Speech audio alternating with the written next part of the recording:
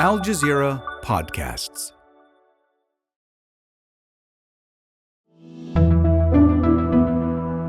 Today, Israel reflects on an election while at war. There might be a silent protest in the polls.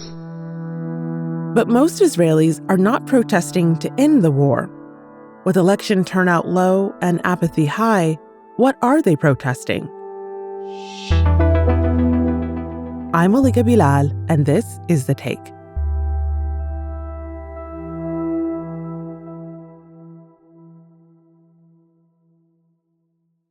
Almost 5 months after the attacks of October 7th and Israel's war on Gaza, Israelis went to the polls on Tuesday for municipal elections. In the first municipal election since 2018, voters are choosing town councillors and city mayors in dozens of Israeli municipalities. They were originally planned for October 31st, but postponed at the beginning of the war. And it's worth a reminder that Palestinians in the occupied West Bank and the Gaza Strip do not vote. Willem Marx is a freelance reporter for Al Jazeera in Jerusalem, and he spoke to many Israelis there before and after the vote. Willem, welcome to The Take. So you've been busy this week because Israelis went to the polls against the backdrop of some pretty major headlines surrounding the war. So before we talk about those elections, let's talk about those headlines. A ceasefire is being teased ahead of the weekend. Israel continues to threaten a potential ground invasion in Rafah in the south of Gaza, where most of Gaza's displaced have fled. And on top of that, Israel's defense minister is threatening to expand the war into Lebanon, where Israeli strikes are landing. But these are not parliamentary elections. So were those issues that people were deciding their vote on? In a sense, it depends on who you ask. So as opposed to being parliamentary elections that allow a governing majority to be created in the Knesset, these were municipal elections. So when we went out and spoke to people in West Jerusalem, which is predominantly a Jewish part of the city, an official part of the state of Israel, as opposed to occupied East Jerusalem, which is predominantly inhabited by Palestinians, there was, as you might imagine, a variety of views from different people. People said the municipal elections were their chance to repudiate the current government. It was their chance to push forward for candidates that thought they might be able to help the city. It was a chance for them to focus on issues that really mattered, like construction in the area where they live. Discussions around where you can build, who can build, when you can build, often becomes very fraught and very political very quickly. There were people talking about essentially zoning. Historically, Jerusalem has had a bit of a moratorium on tall buildings, and so people aren't that thrilled at the idea that a skyscraper might get built next to their 3-story townhouse.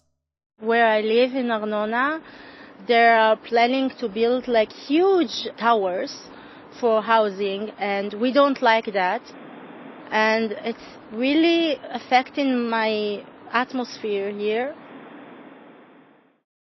So, some very practical concerns.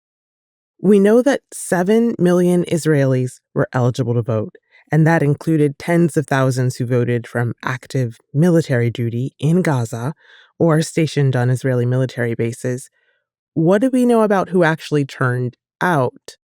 Turnout was lower than it had been during the last elections, which were in 2018. I think it dropped from around 56 or 57% to just below 50%, which was still higher than a lot of people frankly expected.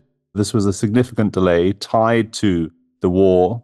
And although you rightly point out that even active duty personnel in the military were able to vote in places like Gaza, close to the Lebanese border, I think across 950 military polling stations, there were many people who belonged to communities close to the border with Gaza, the border with Lebanon, where rocket fire in particular has emptied out these communities. They were unable to vote. They'll be able to vote at a later date, and that therefore may have had an impact on that overall turnout number. What was the mood like? Did it feel like a typical election? They do care about their democracy here in Israel, and a number of people said, it is a responsibility to vote. This is something I take seriously. I must vote. I mean, every vote counts, right? Some people don't have an option to vote. So if you have an option to vote, you should use it. But it wasn't that they were as excited by some of the issues around, say, trash collection as they might be around the release of captives inside Gaza. But in a city like Jerusalem in particular, what may start out as a local issue, something that local politicians deal with, can often turn into a national issue. And because of the situation in Israel, in the region, that can sometimes become globally significant as well. Mm. Well, Willem, some of the candidates were associated with Benjamin Netanyahu, the Israeli Prime Minister's Likud party. And many of the headlines around these municipal elections were saying they could be a referendum on Netanyahu's handling of the war. Well, if they were a referendum, and that's up for debate, then Likud, his party, did very well. In fact, candidates that either belonged to or affiliated to or were supported by Likud did very well indeed across the country.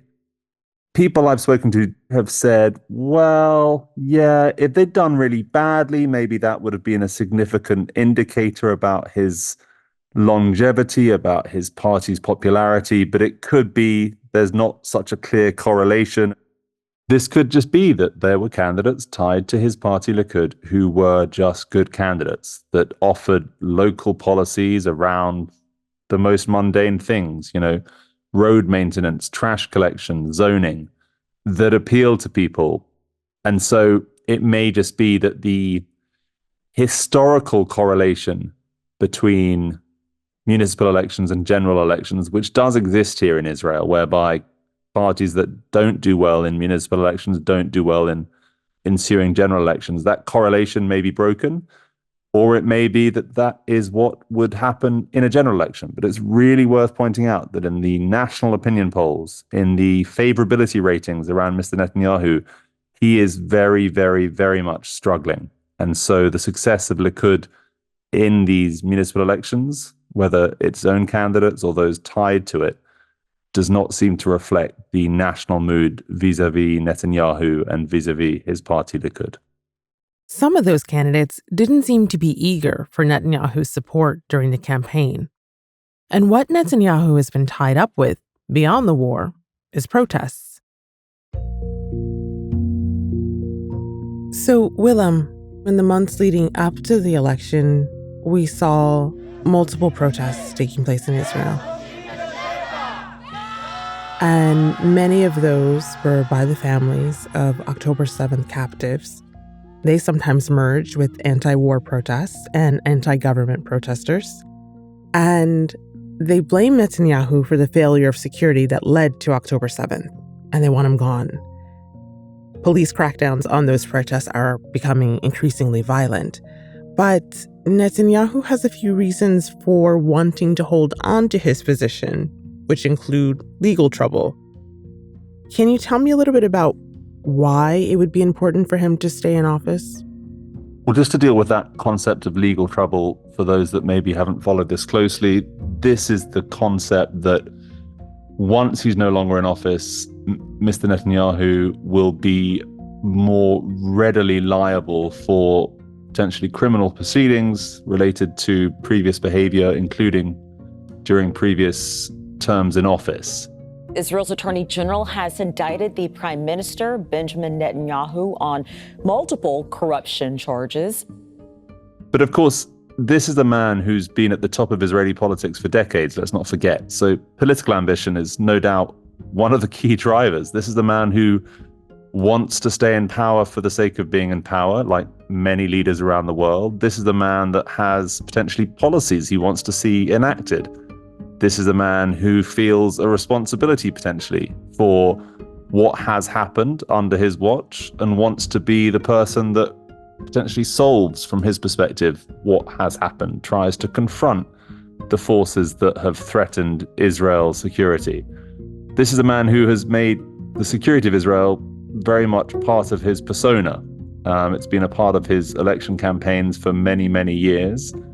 And so the fact that this extraordinarily significant threat to Israel's security back on October the 7th happened while he was in the chair, as it were, may be something that is driving him to stay in this position, to hold on to power in order to try and right the wrong, as he may see it.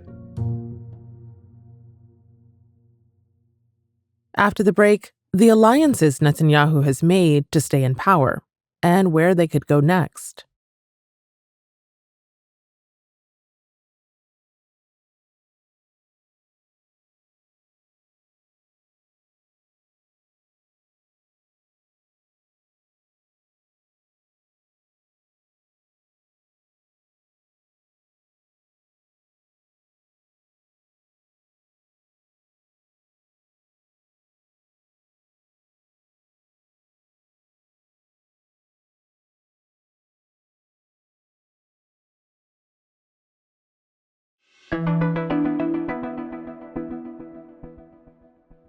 As Willem says, Benjamin Netanyahu is nothing if not a political survivor, and that's still the case today. And though his wartime government was not on the ballot, the cracks are showing. Over successive years, the fragmentation of Israeli party politics has meant that very often there are some surprising bedfellows when it comes to political parties that are in government. Netanyahu has been very adept historically at finding partners, bringing partners on board, and then retaining partners in order to maintain that governing majority. If members of his current governing coalition decide not to support him in parliamentary votes in particular, it would be difficult for him to hold on to power. Now, that may happen one day soon. It may happen a long time in the future. At this point, there's no way of really knowing, but he is a man that has successfully triangulated the ever-fraught world of Israeli politics for a long time.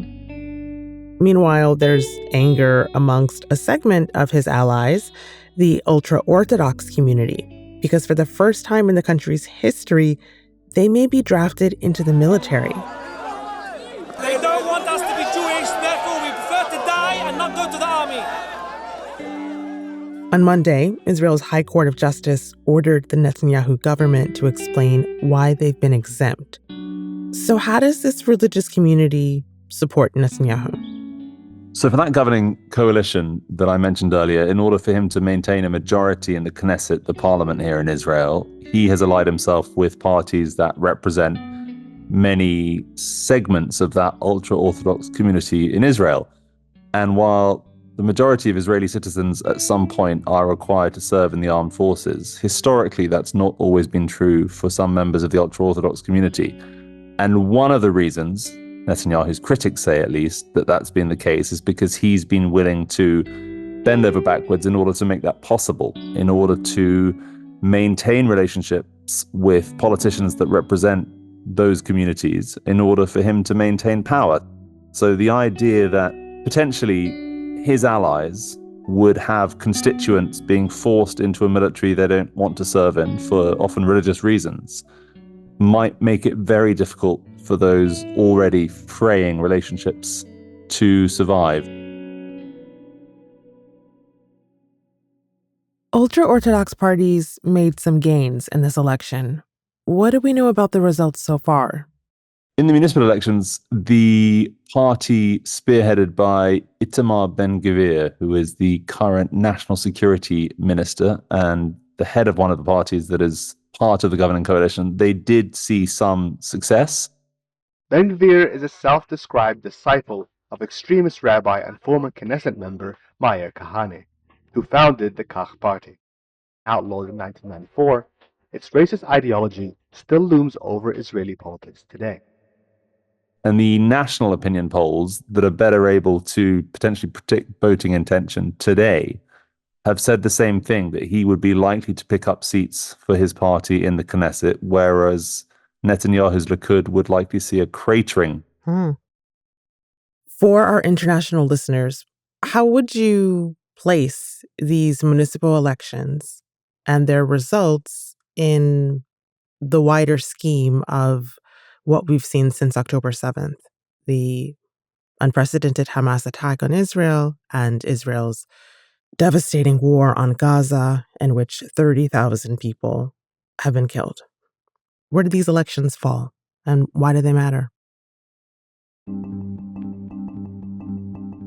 The elections do stand as a reminder that things have not been normal in Israel, in the sense that they have been postponed for many months since they were meant to take place at the end of October. And since there are many communities close to the border with Gaza, close to the border with Lebanon, who are not able to vote because they've been moved away from their homes. And the idea and indeed the imagery of Israeli soldiers at mobile polling booths inside Gaza in the middle of what is unquestionably a horrific war zone is very stark, very striking. In terms of their significance, though, for Hamas, clearly not interested. The various parties to negotiations, such as the US, such as the Egyptians, such as the Qataris, not that interested. For Netanyahu, potentially, there would have been a bit more of a cause for concern if the candidates in these local elections tied to his party had fared much more badly than they did. But frankly, I think going forward in the weeks and months ahead, this will be the least of the worries for the current Israeli government.